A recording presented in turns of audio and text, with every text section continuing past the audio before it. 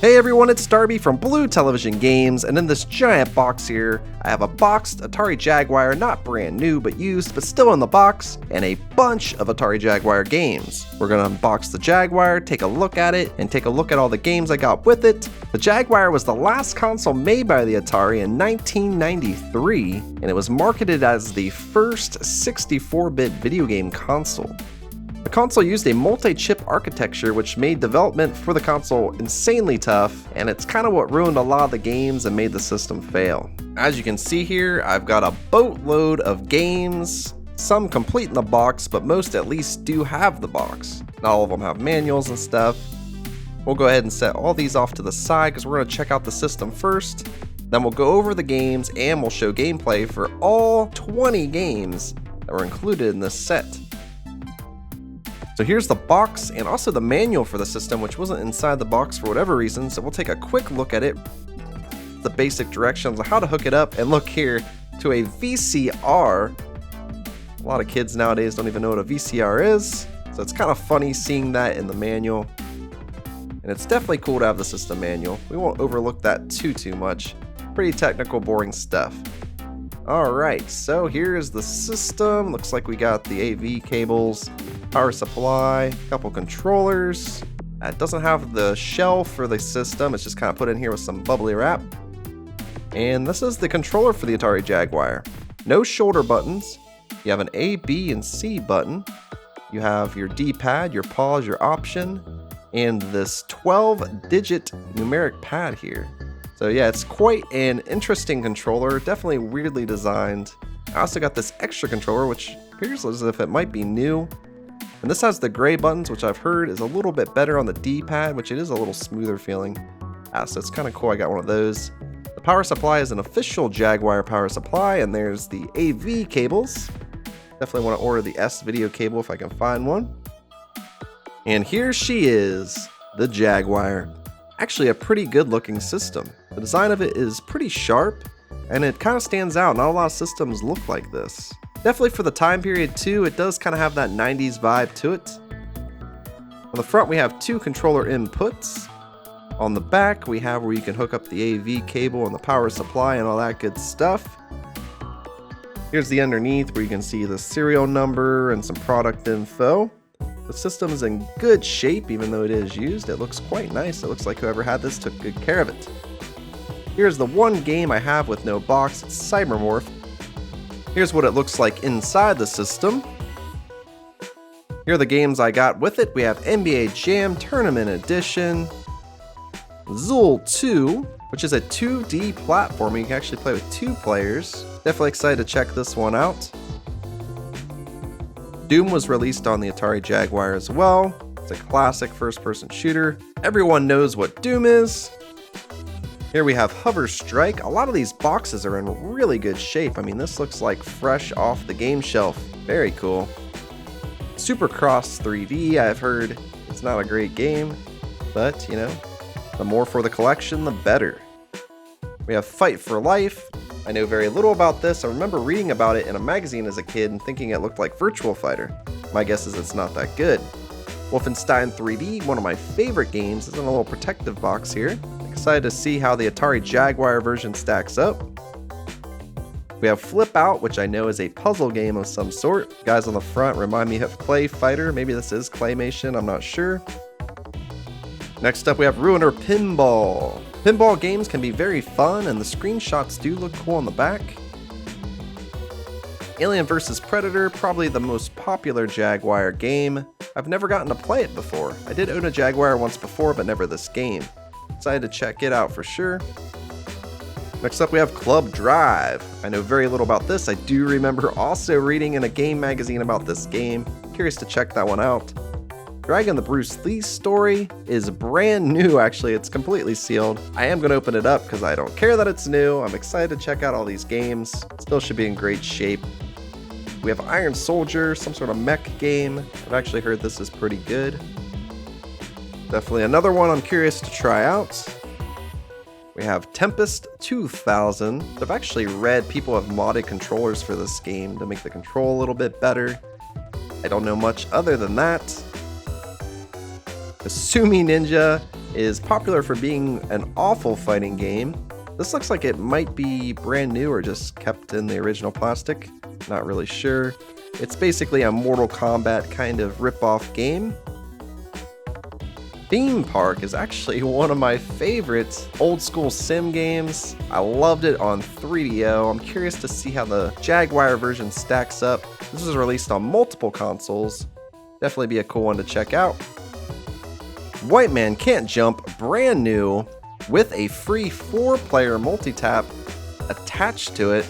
This is completely sealed, so that'll be pretty cool to check out. And if the game's good, maybe we'll buy 2 more controllers and talk some people into playing some Jaguar. Next up, we have Dino Dudes. I don't know anything about this game. I'm guessing maybe it's like the Lost Vikings, but instead you're cavemen. I don't know, the back of the box makes it sound like it might be a puzzle game. Brutal Sports Football. Looks like it might be like Mutant League Football, which is one of my favorite Sega Genesis games, so definitely high on my list of games to check out here. Alright, so that's all 20 games and the console. Now we're going to check out some gameplay and see just how good or bad the Atari Jaguar is.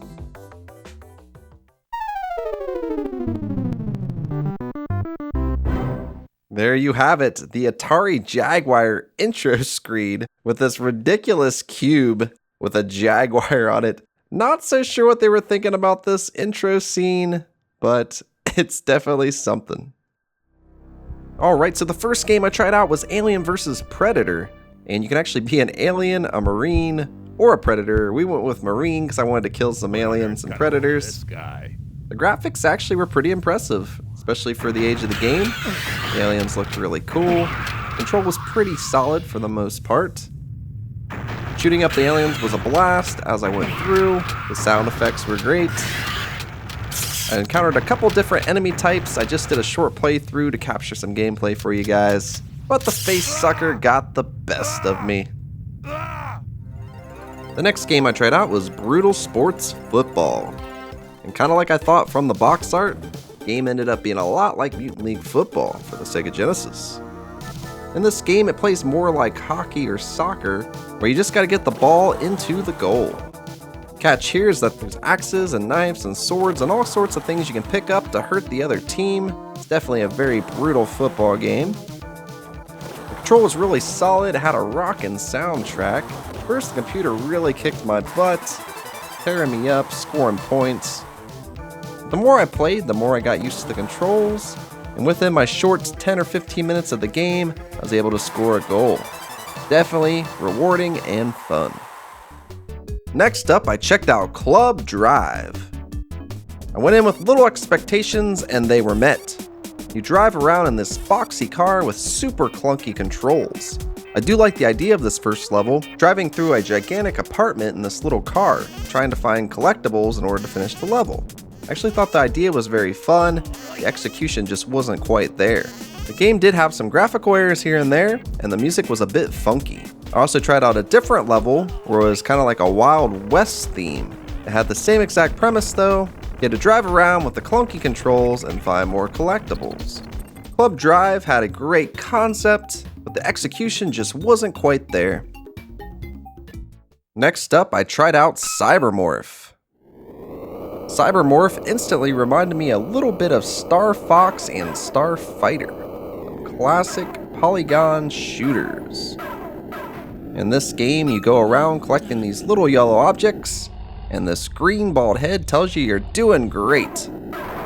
Blowing up the enemies was quite fun in this game, and the more I played, the more I got used to the controls. Cybermorph, definitely pretty cool. Next up, I checked out Evolution Dino Dudes. As I suspected from reading the box, it is some sort of puzzle game, where you can control multiple cavemen in order to complete some certain task. This first level I had to get up to the top right to grab the object. After I positioned all 3 of these guys in a straight row, my 4th guy could climb to the top and retrieve the object. Well done, you finished level 1. Level 2 was a bit more confusing as I had some tasks that I couldn't figure out how to perform. Definitely seemed like a game where I needed to read the manual and learn how to play. The game's got potential, especially for those fans of puzzle games. Dino Dudes might be cool. Next up, I tried out the Atari Jaguar port of the game Doom. The game looked great, controlled great, sound effects were great, but there was something missing. Something just didn't feel quite right, and that something was it was missing that killer Doom soundtrack. I don't know if I somehow managed to turn the sound off, but as far as I could tell, there was no way to turn it on. Though everything else in this port seemed to be fantastic, Doom just isn't Doom without that killer soundtrack. Alright, next up we had Dragon the Bruce Lee Story. This is a fighting game where you can only play as one character as far as I can tell, and that of course is Bruce Lee. I was hoping this would be a side-scrolling beat-em-up, but however it wasn't. Controls in this were really weird, and certain button combinations seem to do the same tricks no matter if I hit A, B, or the C button. There's also this weird graphical glitchy 3s on the edge of the screen the whole time. Maybe that doesn't show up on an old school TV. On the widescreen TV it did show up. I can't imagine what it's used for. This is my first time ever playing this game, and I gotta say, usually the first boss is usually easy to beat. But this guy here, he just kicked the crap out of me. The control was weird, it was a tough game, didn't really enjoy it. Next up we have Fight for Life. This is a virtual fighter type fighting game. We're just gonna hop right in. We have 8 characters to choose from. We went with Ian. Once the game starts up, you're presented with some of the ugliest graphics I've ever seen. Unlike Virtual Fighter, the camera does not follow your characters well. Moving actually feels like a chore. It's really awkward to move forward and backward. Kicks and punches don't feel very solid. And all of the kicks and punches and moves also just look a little weird. After I got out the manual and looked some stuff up, I was able to perform some combos, like this little smacky kicky thing. I became a master at the little smacky kicky thing the more I played. However, this one move wasn't enough to make me enjoy the game. I also managed to do some sort of a weird grab shaky move at one point, but this game is definitely probably worse playing than you could imagine. If this looks smooth at all to you in any sort of way, you have to play it to understand how bad the control is. One of the worst fighting games I've ever played. Next up we have Flipout. This is the game that reminded me of Clay Fighter. I actually think all the graphics in this game might have been made using some sort of claymation. Flipout is a puzzle game, in which you have 9 tiles which will flip up into the air. You want to match the tiles underneath the tiles above. But if all the tiles fall and they don't match up, then you lose. As long as you keep at least one tile in the air, you're fine. Once they all match up and they land, you can win. This game is actually pretty cool, and I really like the claymation characters and backgrounds. If you stripped all that away, it wouldn't be as fun, because it's basically just a 9-tile puzzle game that involves flipping tiles to match things up. It's very creative to use these characters and backgrounds to make the game a bit more interesting, and I did have a good time with this one. Flipout is a decent Atari Jaguar game. Next up, we tried out Hover Strike. In Hover Strike, you start out in this giant vehicle with a little radar in the middle of the screen. The only thing I could think to do was look for the big glowing objects in the radar, head towards them, and blow them up. The control was very awkward at first, but the more I played, the more I got used to it. This is mostly just due to the fact that the Atari Jaguar's controllers were quite weird. Only 3 main buttons, and then that giant keypad. It's just a little bit awkward to control something in a 3D environment. The game was actually decent, and I was able to finish the first level. Curious to play a little more and see how the levels stack up as we go. Mission. Next up, I tried out Iron Soldier. This was actually a little bit like Hover Strike, but in this one you're a mech. You can actually add attachments and stuff as you go and upgrade your character. First you pick your location, then you can add your weapons to your mech. Right now all we have was the gun to use, so we use that. Control in this game was a little bit like Hover Strike. Graphic style, once again, reminding me of Star Fox a bit. The early 3D games all had that weird polygon shape kind of look to it. They did a decent job of making a cityscape here. From what I could gather, all we really needed to do in this one was run around and blow up helicopters and army tanks. I assume we're the good guys and we have a good reason to do this, but I really didn't read much of the backstory. Once I traveled around, I eventually ran out of ammo and found out I could punch things with my little T-Rex arms. It's actually pretty satisfying to blow up buildings just punching them. The sad thing is that the arms are so short that you can't really hit the helicopters, which I think we needed to blow up to finish the level. So I just traveled around the city and punched stuff. I had a good time, curious to play more. Next up we have Kasumi Ninja. Kasumi Ninja is a Mortal Kombat type game. You could basically say it's a Mortal Kombat ripoff. It character select screen was really weird and confusing. They tried to use this 3D model to select your characters. It was really unneeded. As far as I could tell, in one-player mode, you could only pick from 2 characters, and then you pick the character you want to fight. In order to try out some of the other characters, I had to put it in 2-player mode. Once I entered the combat zone with my ninja, I was actually surprised that the controls actually feel quite solid. I've heard a lot of bad about this game. Characters don't look as good as they did in Mortal Kombat, but knocking off the game, the backgrounds and stuff were actually quite interesting. The backgrounds did have some animation to them, unlike Dragon the Bruce Lee story. Fighting moves got easier to do the more I played. I did get my butt kicked by the computer pretty bad though. Once I put it into 2-player mode, I started to learn some of the special moves, like throwing fire from my crotch. Yeah, lift up your kilt and shoot them in the face with a freaking fireball. There's also finishing moves like kicking people's heads off and then headbutting their head across the screen. 100% this game is a Mortal Kombat ripoff. I didn't really enjoy 1-player mode, but putting it into 2-player mode and messing around with the special moves was definitely a lot of fun. I look forward to trying this out with a friend and seeing how it stacks up. Pretty cool stuff. Decent Jaguar game. Next up, we have NBA Jam Tournament Edition. The Atari Jaguar game is just as good as all the other ports of this game back in the retro days. This is the same NBA Jam you know and love. Graphics look good on the Jaguar. The controls actually worked quite well on this one, as it's a 3-button layout and there's only really 3 buttons you need to use in NBA Jam. Within minutes, I was able to start doing some slam dunks, making 3-point shots. I was even able to eventually get my character on fire. 1 3-point shot. Got the ball again and slam. He is on fire. NBA Jam was a blast to play, just like I figured it would be, and it's kind of cool in it on the Atari Jaguar. Next up, I tried out Ruiner. Ruiner is a pinball game. We have 2 different tables, Ruiner and Tower. We started with Tower. I love this loading screen. Those characters are super creepy, and I love Welcome to Hell, Please Hold. I think that's hilarious. This pinball table looks great. This is actually one of my favorite games I tried out on the Atari Jaguar. I actually think pinball games work really well on home consoles. This table is loaded with style and lots of cool elements that make this game just a lot of fun. And this is, like I said, just one of 2 tables included in the game. I love the eyeballs, I love the giant demon guy in the background, even bats shoot out to bounce the little ball that looks like a skull off of them. This is definitely a really cool and really fun pinball game. After we did the tower, we switched over to the Ruiner table. The Ruiner table is 2 side-by-side pinball tables. This one has some pinup girls, airplanes, missiles, all kinds of cool stuff. It's definitely a different style from the other pinball table. I love this side-by-side tables, and if you hit it just right, you can hit it over to the other side. You got these guys with gas masks on, a little family up there that says watch for bombs. This game's loaded with style, it's a lot of fun, and if you like pinball games at all, definitely would enjoy this one. One of my favorite Jaguar games so far. Next up, we have Supercross 3D. I made that intro way too exciting for this game. This game is a total mess in my opinion. So you can see the parts of the ground that look almost like sand or like messy dirt. As long as you're on that, you're okay, you're good to go. But if you slightly touch the parts that look really smooth, you will wreck. Also, if you don't land correctly after doing tricks, you will wreck.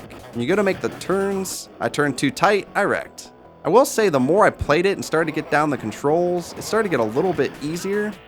I did have to fall down quite a few times before I got the hang of it. After many more fails, I started to realize that if I really just focused and tried to stay on the wavy parts of the ground, I would definitely do better. You can see from the footage, I fell down a lot of freaking times. The more I played, I started to get used to the control a little bit more. It almost looks like it's running at like 10 frames per second. This game is just very different, feels very thrown together, and didn't really have much fun. If I had $1 for every time I wrecked in this game, I would have a lot of freaking money.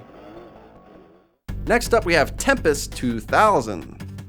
This game screams Atari. It has a very arcade feel to it. You travel around this little cylinder shooting bad guys as they come towards you. This one was really fun. It took a little bit before I got used to the controls. For this game, they actually modded some Atari Jaguar controllers so you'd have a little rolling disc help spin around here. But once you got the controls down with the D-pad, it really wasn't hard to control at all. This seemed like a really fun one to try to improve your high score and get farther in the game. Definitely thought Tempest 2000 felt like an Atari game and was a blast to play. Next up, we have one of my favorite games, Theme Park. This was released on multiple systems. The version I played the most was the 3DO version. So how does the Jaguar version stack up? Probably due to the fact I'm used to the 3DO version, I didn't think the Jaguar version was as good. In this game, you make rides, shops, and even eventually, once you unlock them, roller coasters, which you can design any way you want. A lot of people are all about Roller Coaster Tycoon, but I played this game first and always thought it was better. I always loved how all the rides had their own little songs. I love the graphics and all the characters in the game. It's really got a good sense of humor. It's just a lot of fun. One of the things that kind of hurt the game a little on Atari Jaguar was figuring out the controls. Though the keypad does come in handy, it would be a lot to memorize. There's a lot of buttons on that keypad. I was able to get a park going. I had a full line at my ghost house, people going in and out of the ice cream. No one would play my duck game, sadly. Eventually opened up a balloon shop, made a little pond here, put some porta potties so people could use the restroom. As you can see, I even got some teacups, and a full line at the teacups as well.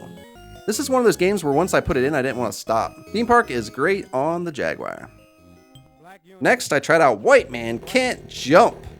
This game came with the multi-tap, so you could play with 4 people. I really had high hopes for this game. It had some really cheesy effects in it. Definitely screams early 90s. But here we are. Chill out. White Men Can't Jump.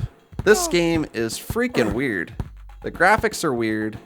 The controls weird. The camera angle's weird. The entire time I played, I almost felt like I was just watching a demo, like I was barely even controlling my character. It's really hard to describe.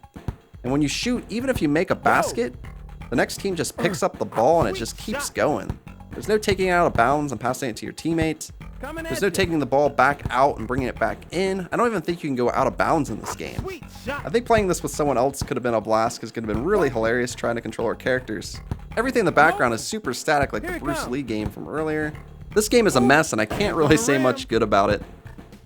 Next up we have Wolfenstein 3D, which was one of my favorite games on the 3DO. How does the Jaguar version stack up? I gotta say, this is awesome. Out of all the Jaguar games I played, this one ran really well. A lot of the Jaguar games all felt like they kind of stuttered a little or just something was a little bit off about them. But Wolfenstein on the Jaguar is actually quite good. I had a blast going around, shooting up the Nazi guys, looking for secrets. This was really fun. I was really impressed at this port of Wolfenstein on the Jaguar. Definitely wanted to play more of it, and I'm excited to. Wolfenstein 3D is fantastic on the Jaguar. Next up, we have Zool 2. This is Jaguar's main platforming game. From the get-go, you can pick the guy or the girl.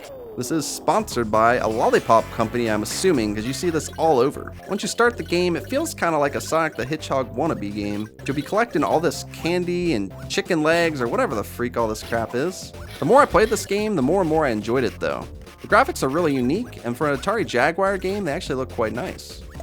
Control's pretty solid as well. I really wasn't sure what the point of the game was, so I just kept trying to progress farther and farther. Searching around, I encountered some hidden areas like so, collecting more lollipops and other things. This game definitely has its own unique little art style. There's definitely a lot of little things that remind me of the Sonic the Hedgehog series. I feel like this game was definitely influenced by that. Eventually, after traveling farther and farther right, we were able to find the end of the level. Zool 2 seems like a really fun platform, and I look forward to playing more of it. Alright, this will conclude our unboxing and look at the Atari Jaguar. Lots of these games were great and fun to play. There was also some duds. Nothing really stood out as amazing. Overall, I'd say the Jaguar is going to be more important to those who it's nostalgic to, but if you want to own some of the more unique and less popular retro systems, the Jaguar might be something to snag. Let me know what you guys think of the Atari Jaguar in the comments below. If you're new to the channel and you like what you see, hit that subscribe button. Thanks so much for watching, and until next time, I'll see you around.